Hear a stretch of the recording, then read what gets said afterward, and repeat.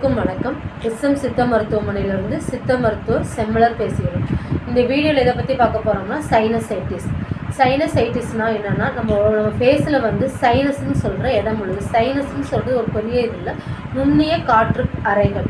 அதில் இன்ஃபெக்ஷன் ஆகிறதுனால அந்த இடம் வந்து இன்ஃப்ளமேஷன் ஆகிறதான் சைனசைட்டிஸ். இதுதான் மாடலில் சொல்லக்கூடிய ஒரு இது. சித்த மருத்துவத்தில் இதுக்கு என்னென்ன வேறு பேர்கள் என்னன்னா மூக்கடைப்பு, மூக்கில் நீர் பாய்தல், நீர்க்கோவை அண்டு பீனிசம் சொல்கிறது எல்லாரும் தெரிஞ்சது தான். இது முதல் சிம்டம்ஸ் என்னென்னா நம்ம மூக்கு துளைகள் வந்து சொல்லக்கூடிய அந்த இடம் வந்து சிவந்து நமைச்சலாகி கண்களில் நீர் பாய்தல், மூக்கில் நீர் பாய்தல், தலைவலி மற்றும் நம்ம அடிக்கடி மூக்கு சிந்தும் போது சளி, சீல்னா பஸ்ஸோட கலந்தது அண்ட் பிளட்டு இதெல்லாம் வர்றது தான் இதோட நோயோடைய குறிகுணங்கள்னு சொல்கிறோம். இந்த நோய் ஏன் வர்றதுக்கான காரணங்கள்னு சொல்லி நம்ம தெரிஞ்சுக்கணும்னு சொல்லி பார்த்தோம்னா, ஒரு நோய் நமக்கு வருது, அது சரி பண்ணிட்டோம்னா திருப்பி அந்த நோய் வராமல் நம்ம தடுக்கிறதுக்கு அதோட காரணங்கள் நம்ம தெரிஞ்சோம்னா அந்த நோய் நம்ம வராமல் நம்ம உடம்பை வந்து பாதுகாத்துக்கலாம். சைனசைட்டிஸ் வர்றதுக்கான காரணங்கள்னு சொல்லி என்னென்ன பார்த்தோம்னா, மிகுந்த குளிர்ச்சியான பொருட்களை வந்து சாப்பிட்றது. ரெண்டாவது, பனி மற்றும் குளிர்ந்த காற்றில் வந்து நம்ம செல்வது நம்மளை பழக்கிக்கிறது. மூணாவது வந்து தனக்கு ஒவ்வாமை கொடுக்கக்கூடிய தூசி, புகை போன்ற பொருட்கள் இருக்கிற இடத்துல வந்து அதிகமாக இருக்கிறது. நமக்கு ஒவ்வாமை தும்பலை உண்டாக்கக்கூடிய பொருட்களை வந்து அதிகமாக வந்து சுவாசிக்கிறது, நுகர்றது. நாலாவது பாயிண்ட் வந்து நம்ம உடம்பு வந்து ஹீட்டாக இருக்கும்போது குளிர்ச்சி தரக்கூடிய செயல்கள் அல்லது உணவுகளை வந்து நம்ம ஈடுபடுறது.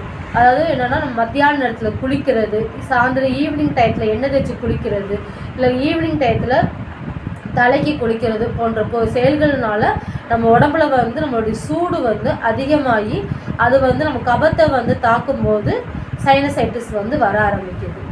இது அஞ்சாவது பாயிண்ட் வந்து நம்ம உடம்புக்கு நம்ம உடல் வன்மைக்கு அதிகமாக உடல் எக்ஸசைஸ் செய்யுது, அது யோகா பயிற்சி செய்கிறதுனால உடல் வெப்பம் வந்து அதிகமாக இருக்கும்போது அது வந்து சைனசைட்டிஸாக வர ஆரம்பிக்கிறது. மேக நோய்க்கு துணை நோயாக சைனசைட்டிஸ் வருது. மேக நோய்னா வெப்பம் சம்மந்தப்பட்ட நோய்கள், வெள்ளைப்படுதல் இந்த மாதிரி கொண்ட இந்த வந்து சைனசைட்டிஸ் வர ஆரம்பிக்கிறது. இப்போ தெரிஞ்சிருக்கும் சைனசைட்டிஸ்னால் மேக்சிமம் எதனால் வருதுன்னா நம்ம உடம்பு வெப்பமாக இருக்கும்போது குளிர்ச்சியான செயல்கள் மற்றும் உணவுகள் ஈடுபடும் போது சைனசைட்டிஸ் வருது. இந்த காரணத்தை தெரிஞ்சுக்கிட்டு பார்த்துக்க வேண்டியது. இதோட வகைகள்னு சொல்லி பார்க்கும்போது சித்த மருத்துவத்தில் 9 வகைகள்னு சொல்லி சொல்கிறாங்க. இதோட சிம்டம்ஸ்ன்னு சொல்லி பார்க்கும்போது மூக்கு துளைகள், நமைச்சல், சிவந்து போகிறது, மூக்கிலிருந்து நீர் வடிகிறது, கண்ணிலிருந்து நீர் வடுது, காது நமைச்சல், தலைவலி, அது ஒற்றை தலைவலியாக இருக்கக்கூடியது, மூச்சு விடவும் வாங்கும், அது சிவியர் கண்டிஷனில் இருக்கும்போது மூச்சு விடவும் வாங்கும், கொஞ்சம் சிரமமாக இருக்கிறது. இதுதான் இதோட சிம்டம்ஸ் ஆகுது. இதோட ட்ரீட்மெண்ட்டுன்னு சொல்லி பார்க்கும்போது நம்ம சைனசைட்டிஸ் வர்றதுக்கு ஆரம்பிக்கிறது தெரிஞ்ச உடனே நம்ம உடம்போட ஹீட்டை வந்து நம்ம குறைச்சிட்டோம்னாலே, சமப்படுத்திட்டோம்னாலே சைனசைட்டிஸ் வராமல் நம்ம பார்த்துக்கலாம்.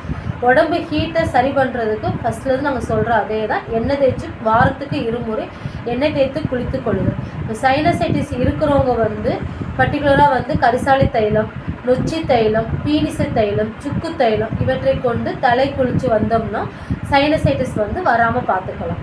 ரெண்டாவது வந்து ஆவி பிடிக்கிறது, வேர்வை வர மாதிரி நம்ம வந்து உடம்பு வந்து வேர்வை பிடித்தல்னு சொல்லுவாங்க. இதெல்லாம் புற மருத்துவத்தில் சிகிச்சையில் வரக்கூடியது. பற்று போடுறது, நீர்க்கோவை மாத்திரைன்னு சொல்லி அதுலேயே நீர்க்கோவை மாத்திரைன்னு இருக்குது. நீர்க்கோவை மாத்திரை வந்து அது சின்ன குழந்தைகளுக்கு எல்லாருக்கும் போடும் 10 மாத்திரைன்னு சொல்கிறது. அதை வந்து எல்லா கடைகளையுமே கிடைக்கும். அதை வந்து வெந்நீரில் உரசி, குழந்தைகளாக இருந்துச்சுன்னா தாய்ப்பாலில் உரசி நெத்தியில் பற்று போடணும். பெரியவங்களுக்கு வந்து வெந்நீரில் உரசி பற்று போட்டோம்னா தலையில் உள்ள நீரை அதை எடுத்துக்கிறதுனால அது வந்து சைனசைட்டிஸ், தும்மல் இதெல்லாம் வராமல் இருக்குது. மூணாவது வந்து ஆவி பிடிக்கிறது. ஆவி வந்து விரலி மஞ்சளை வந்து நல்லெண்ணெய் விளக்கில் சுட்டு ஆவி பிடிக்கிற ஆரம்பிக்கலாம். இல்லாட்டினா வந்து திப்பிலி, மிளகு, ஓமம், மஞ்சள் இந்த 4 பொருட்களையும் மை போல் அரைச்சி ஒரு காட்டன் வெள்ளை துணியில் நனைச்சி அதை வந்து திரி மாதிரி நல்லா காய வச்சு திரியாக்கி வேப்பனை விளக்கில் திரி மூலம் பயன்படுத்தி அந்த புகையை வந்து நம்ம உடம்பு முழுவதும் படுற மாதிரி நம்ம பட்டினோம்னா நம்மளோட உடம்புல அதிகமான வேர்வை வந்து வெளியேறி சைனசைட்டிஸ் வந்து சரியாக ஆரம்பிக்கிறது. இது வந்து நம்ம ஆரம்ப கண்டிஷனில் ஆரம்பத்தில் இருக்கும்போது நம்மளோட புற மருத்துவம் சிகிச்சை மூலமாகவே வந்து இதை வந்து நம்ம சரி பண்ண முடியும். இதே இது வந்து கொஞ்சம் நாள்பட்ட கொஞ்சம் பிரச்சனை, தலைவலி கொஞ்சம் அதிகமாக பிரச்சனை இருக்கும்போது பரங்கிப்பட்ட பதங்கம், கஸ்தூரி கற்பு, தாலிசாதி சூரணம் இதுகளை பயன்படுத்தும் போது இன்னும் வந்து நமக்கு வந்து நல்ல பயன்களை கொடுக்க ஆரம்பிக்கும்.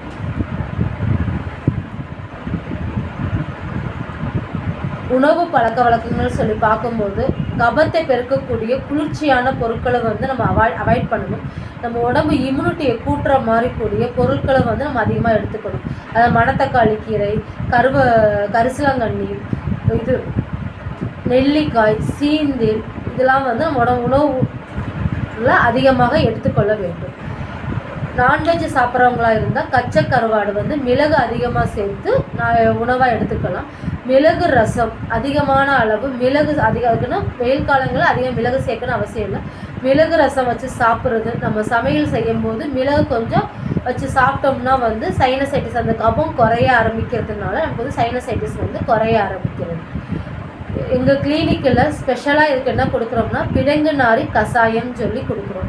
பிடங்கு நாரி கஷாயம் வந்து சைனசைட்டிஸோட தீவிரத்தன்மையை வந்து குறைக்க ஆரம்பிக்கும். ரெண்டாவது மின்சார ரசம் வந்து ஓம உப்பு, புதினா உப்பு போன்ற உப்புக்கள் மூலம் செய்கிறதுனால அதை நம்ம வந்து இன்கல் பண்ணும்போது இன்ஃபெக்ஷன் ஏதாச்சும் இருந்துச்சுன்னா அதை சரி பண்ண ஆரம்பிக்கும். சைனஸ் பிரச்சனைகளுக்கு நசிய முறையை வந்து பயன்படுத்துகிறோம். நசியம் சொல்கிறது நம்ம மூக்குத்துளையில் எண்ணெய் மருந்துகளை விடுறது தான் நசியம் சொல்கிறது. இந்த 4 நாளுக்கு ஒரு முறை வந்து 2 மூக்குகளிலையும் வந்து 2 துளி வந்து எண்ணெய் வந்து விடணும். இது காலை மட்டும்தான் விடணும், மற்ற நேரங்களில் அதை விடக்கூடாது. என்னென்ன தைலங்கள் விடணும்னா நொச்சி தைலம், பீடிச தைலம் போன்ற தைலங்களை வந்து நம்ம வந்து நசியமாக பயன்படுத்தலாம். காய்கறிமேனி தைலத்தையும் நம்ம நசியமாக பயன்படுத்தும் போது மூக்கில் உள்ள சளி எல்லாமே வந்து வெளியேற ஆரம்பிக்கும், நல்ல பலனை கொடுக்க ஆரம்பிக்கும்.